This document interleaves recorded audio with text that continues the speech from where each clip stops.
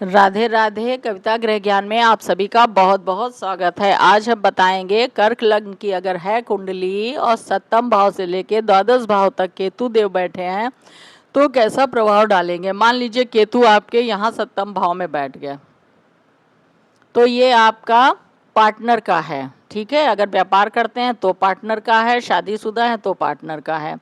तो यहाँ पे दिक्कतें आएंगी, शादी होने में देरी होगी, विलंब होगा, रुकावटें आएंगी। शादी हो गई तो वैवाहिक जीवन में तालमेल में बहुत अच्छा नहीं होगा, क्योंकि केतु अलगाववादी ग्रह है, थोड़ा सा ये विमुख करता है और ये आपका पार्टनर का है विवाह का।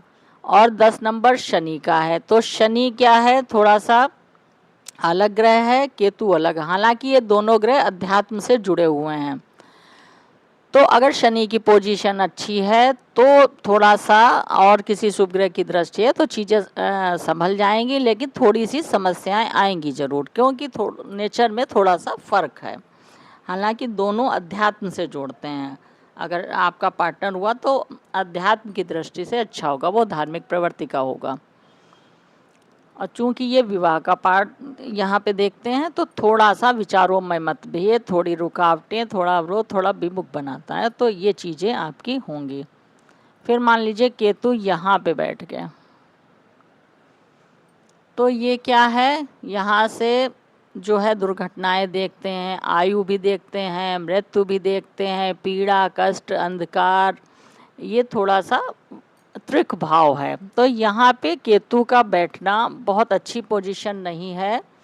यहाँ पे चीज़ें अचानक अचानक से होंगी, क्योंकि इसके ठीक सामने राहुदेव होते हैं, वो दृष्टि डालते हैं। तो आप इस टाइम पे महादशा अंतरदशा में थोड़ा सा ध्यान रखें। आपका स्वास्थ्य प्रभावित रह सकता है, आपकी पत्नी का भी, आपका भी, है ना। और जो है ये यहाँ पे कंपटीशन भी देखते हैं, रिसर्च देखते हैं, अध्यात्म देखते हैं, धर्म कर्म सब जो है ये जोड़ता है। तो यहाँ पे धार्मिक दृष्टि के लिए से बहुत अच्छा है। केतु एक वैसा ग्रह है और शनि भी, तो शनि की पोजीशन है। तो आप अगर उससे कोई काम रिसर्च करते हैं या आप गूढ़ विद्याओं में उसमें हैं तो वो ज्ञान देगा आपको, ठीक है। तो वो चीज़ें बढ़ाएगा। थोड़ा सा यहाँ पे आपको ध्यान रखना है कि यहाँ इस पीरियड में आपके सामने अचानक अचानक समस्याएं आएंगी, और वो जैसे आपको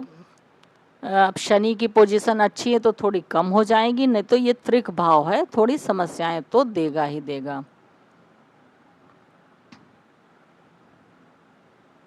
यहाँ पे केतुदेव बैठे हैं 12वें भाव में, तो ये धर्म का है, भाग्य का है ना। तो अब 12 नंबर मीन राशि, गुरु के घर में है केतु, तो ये पोजीशन ठीक ठीक है। आपको धार्मिक यात्राएं, धर्म से जोड़ेगा, आप धर्म कर्म दानी होंगे, ये सारी चीज़ें आपकी होंगी। धार्मिक यात्राएं होंगी आपकी, ऊंची लंबी यात्राएं होंगी, विदेश यात्रा भी हो सकती है।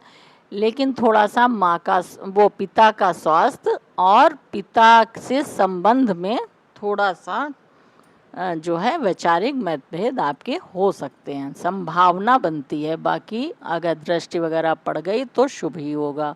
फिर मान लीजिए केतुदेव यहाँ बैठ गए तो एक तो मंगल के घर में बैठ गए, ऊर्जा और साहस के, और ये विमुख करते हैं। तो आपका कार्य क्षेत्र जो होगा, आप जल्दी जल्दी कार्य बदलेंगे, स्थायित्व तो नहीं देंगे आपको, और आपका थोड़ा सा मन विचलित रहेगा, परेशान रहेगा, ये विमुख करते हैं। तो आपका कैरियर बदलता रहेगा, स्थायित्व तो नहीं आएगा। बाकी मंगल की पोजीशन अच्छी है तो समस्याएं कम होंगी, लेकिन ये समस्या यहाँ पे बैठ के केतुदेव देंगे। फिर मान लीजिए केतु यहाँ पे बैठ गए तो ये बड़े भाई का है, ठीक है, और आपका लाभ है, इच्छा पूर्ति है, 2 नंबर शुक्र के उसमें बैठ गए हैं, तो यहाँ पे भी समस्याएं देंगे। वैसे यहाँ पे कोई भी ग्रह खराब नहीं होता है, लेकिन केतु का थोड़ा सा नेचर ही वैसा है, तो उससे थोड़ी समस्याएं यहाँ पे भी आएंगे। बड़े भाई से मतभेद हो सकते हैं आपके, बड़े भाई का स्वास्थ्य थोड़ा प्रभावित रह सकता है, ठीक है। संतान से भी ये यहाँ पे तो उससे कनेक्ट हो गया है, तो वहाँ पे भी थोड़ी समस्याएं यहाँ पे आएंगी। लाभ भी आपको मेहनत अधिक करनी पड़ेगी, लाभ उतना जितना आप उम्मीद करते हैं उतना नहीं मिलेगा। यहाँ पे मान लीजिए केतु देव बैठ गए, तो 12वें भाव में केतु को अच्छा बताते हैं। यहाँ पे केतु की पोजीशन अच्छी होती है, मोक्ष का घर है, 3 नंबर है बुध का, तो बुध की अगर पोजीशन अच्छी है तो आपको धर्म कर्म में रुचि बढ़ेगी आपकी, उस पे पैसा आप खर्च करेंगे। आप जो है यहाँ पे आपको ये थोड़ा सा एकांत वासी बनाते हैं, थोड़ा सा आप लोगों से कटा कटा महसूस करेंगे थोड़ा यहाँ पे। फिर बाकी और पोजीशन देखने पे बुध की कैसी पोजीशन है क्या है, यहाँ पे बहुत बुरे केतु नहीं है, लेकिन हाँ थोड़ा त्रिक भाव है तो समस्याएं यहाँ पे भी देंगे। जैसे ये सैया सुख का है, नींद का है, उसमें प्रॉब्लम देंगे आपको। और थोड़ा सा ये विमुख करते हैं, जहाँ भी बैठते हैं वहाँ से उस भाव संबंधी थोड़ी समस्याएं देते हैं। बाकी अध्यात्म के लिए अच्छा है, अगर आप उसी फील्ड में हैं तो फिर आपको तरक्की देंगे। तो आज मैंने आपको कर्क लग्न की कुंडली है, षष्ठ भाव से लेके द्वादश भाव तक केतु देव हैं, तो कैसा प्रभाव डालेंगे वो बताने का प्रयास किया है। अगर आपको हमारा वीडियो अच्छा लगा हो, लाइक करें, सब्सक्राइब करें, बेल आइकन ज़रूर दबाइए ताकि नया वीडियो आप तक उसका नोटिफिकेशन सीधे पहुंचे और उसका फ़ायदा आप उठाएं। मुझे प्रसन्नता होगी। मिलते हैं नेक्स्ट वीडियो के साथ, तब तक के लिए धन्यवाद।